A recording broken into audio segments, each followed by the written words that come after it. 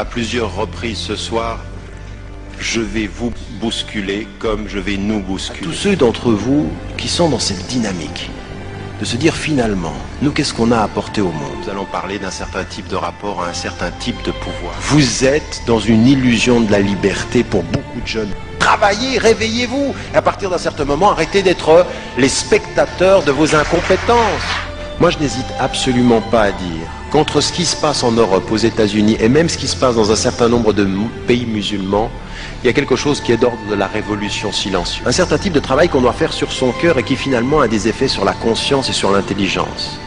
Je ne connais pas un être qui fait un travail sur son cœur qui ne voit pas son intelligence changer de perspicacité. Moi, j'aimerais vous dire une chose. Je ne porte pas le message islamique.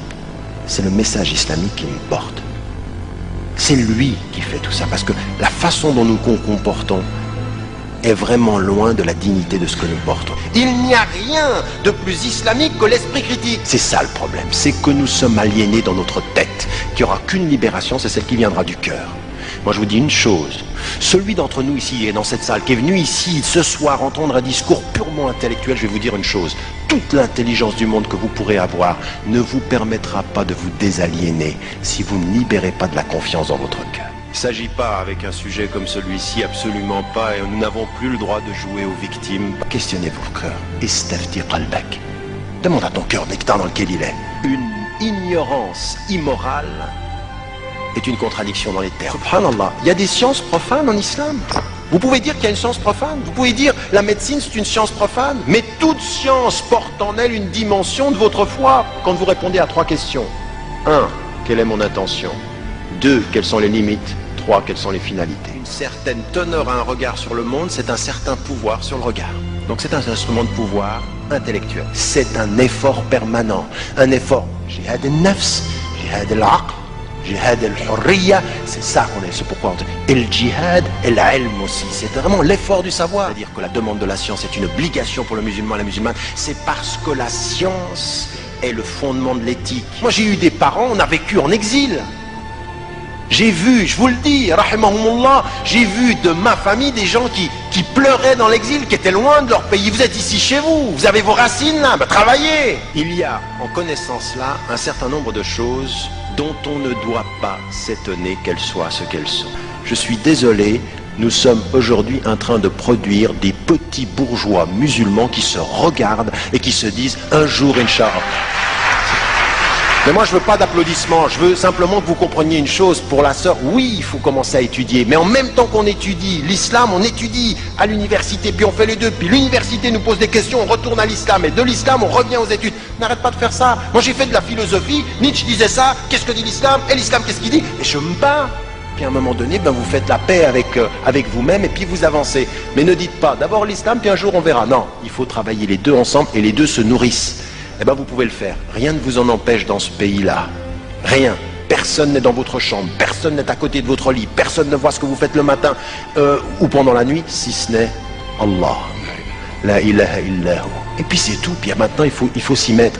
Moi c'est le conseil que j'ai à donner aux jeunes, c'est quand on sait qu'on devient moral. Ibn Hanbal, il cherchait un homme d'une certaine compétence, il voulait quelqu'un de compétent, on lui a dit, cet homme-là il est fasiq, c'est-à-dire il est pervers. Il a dit, sa compétence c'est à nous, sa perversité, c'est à lui.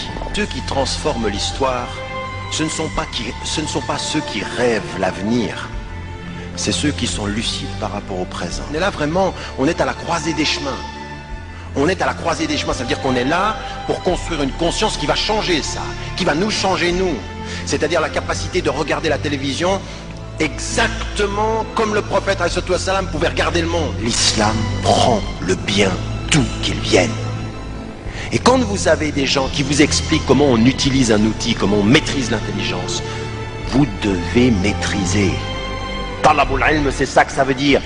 Qui que tu sois, Dieu t'a fait, ce que tu fais, c'est à moi. Ce que toi tu fais de mal, c'est à toi, ça ne me regarde pas. Que me dit-on? Que veut-on de moi? Quelle est l'intention de celui qui parle pour que je sache quelle est l'intention avec laquelle je dois lui répondre? Fais-toi respecter, quant à l'amour, tu verras après. Non, regarde comment il me regarde, il m'aime bien. Je m'en fiche. Tu m'aimes pas, ça te regarde. Moi, ce que je te demande devant Dieu, c'est de me respecter. Et le meilleur moyen pour que tu me respectes, c'est que je me respecte. Parce que quand vous lisez le Coran, vous entendez Ya ulul albab, vous qui êtes doué d'intelligence. Il faut lire, vous avez plein de livres, sortez ici, il y a plein de livres écrits par plein de gens, vous êtes francophone, il y a énormément de livres, un temps il n'y en avait pas. Vous êtes sommé, au nom de ce que vous êtes, croyant musulman ou simplement être de conscience. Vous êtes ce que vous voulez être, mais vous êtes sommé d'apporter au monde quelque chose qui le change. Souvent on dit aux musulmans, Dieu ne demande pas à quelqu'un plus que ce qu'il peut porter. Mais j'aimerais vous dire une chose, c'est le contraire qu'il faut comprendre.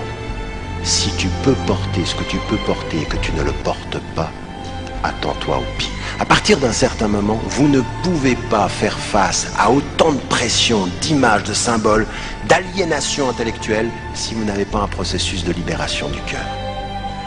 À un moment donné, il faut rentrer à l'intérieur. À un moment donné, il faut éteindre la télévision. À un moment donné, il faut laisser tout ça. Il faut rentrer à l'intérieur puis faire un travail sur soi pour développer une lucidité, essayer de comprendre comment ça se passe. Einstein peut dire « Dieu n'est pas », mais l'intelligence d'Einstein pour vous, c'est Dieu qui l'a faite. Lui, il dit « Dieu n'est pas », et vous vous dites « Mais Dieu t'a fait ». Tu le sais pas, mais nous, on le sait. Nous ne sommes pas des spectateurs du monde. Qui que tu sois, homme ou femme, si tu n'es pas sur cette terre pour te changer et la changer, tu es inutile. Et pour tes frères et tes sœurs, et pour l'humanité, et devant Dieu. C'est marqué, Dieu est mort, signé Nietzsche. L'autre, il vient après, il dit, Nietzsche est mort, signé Dieu. On n'est pas avec Dieu dans l'ignorance, on est avec Dieu dans la perspicacité. Si vous ne deviez pas utiliser tout ce qui a été produit par des non-musulmans, on serait où là maintenant? Enlevez les lumières, n'utilisez plus le computer? Vous avez des computers islamiques et des computers koffars ou c'est quoi ça? Qui que vous soyez d'ailleurs, quel que soit votre degré de spiritualité, et plus la spiritualité augmente, plus cette responsabilité est lourde. C'est ça qui est étonnant. Plus on est léger avec les hommes, plus alors à ce moment-là, il nous fait comprendre que les choses sont lourdes sur nos épaules. Si vous discutez avec quelqu'un et qu'il a une bonne idée, cette idée, elle est à vous. C'est effectivement la difficulté que vous avez avec les musulmans d'avoir un esprit critique. Ce qui est bon est à nous. C'est le patrimoine de l'universel créé. Aussi maintenant à donner une certaine image du modèle du bien-être. Être bien en apparence et être mal dans le fond, c'est jamais ce qu'Allah SWT demande. Allah il demande d'être bien dans le fond, quant à l'apparence on verra, ça vient tout seul.